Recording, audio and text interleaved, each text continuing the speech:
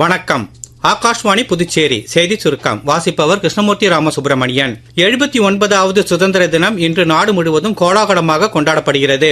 டெல்லி செங்கோட்டையில் இன்று காலை நடைபெற்ற சுதந்திர தின விழாவில் பிரதமர் திரு நரேந்திர மோடி தேசிய கொடியை ஏற்றி வைத்து சுதந்திர தின உரையாற்றினார். கடந்த 75 ஆண்டுகளாக இந்திய அரசியல் அமைப்பு நாட்டு மக்களுக்கு நம்பிக்கையின் ஒளியாக திகழ்ந்து வழி நடத்துவதாக கூறிய பிரதமர், வரும் தீபாவளி பண்டிகை அன்று GST வரி விதிப்பில் சீர்திருத்தங்கள் மேற்கொள்ளப்படும் என்றும் தெரிவித்தார். புதுச்சேரி கடற்கரை சாலையில் இன்று காலை நடைபெற்ற சுதந்திர தின விழாவில் முதலமைச்சர் திரு ரங்கசாமி தேசிய கொடியை ஏற்றி வைத்து சுதந்திர தின உரையாற்றி குடியரசுத் தலைவரின் காவல் பதக்கங்களை வழங்கினார். விழாவில் பல்வேறு மாநிலங்களைச் சேர்ந்த கலைக்குழுவினர் மற்றும் புதுச்சேரி பள்ளி மாணவர்களின் கலை நிகழ்ச்சிகள் இடம்பெற்றன.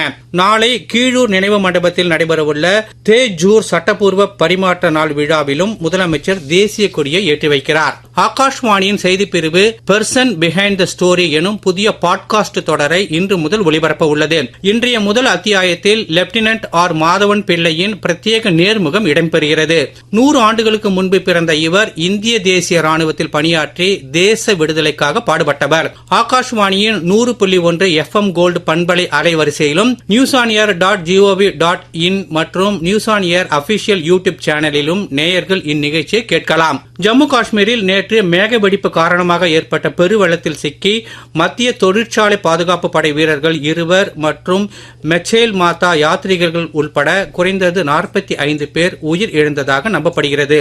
கிஸ்துவார் மாவட்டத்தில் பட்டார் மலை கிராமத்தில் ஏற்பட்ட வெள்ளத்தில் அடித்துச் செல்லப்பட்ட பலரை தேடும் பணியில் ஈடுபட்டுள்ள தேசிய மற்றும் மாநில பேரிடர் மீட்பு படை உள்ளிட்ட மீட்பு குழுவினர் இதுவரை 120க்கும் மேற்பட்டோரை மீட்டுள்ளனர். இவர்களில் 38 பேரின் நிலை கவலைக்கிடமாக உள்ளது.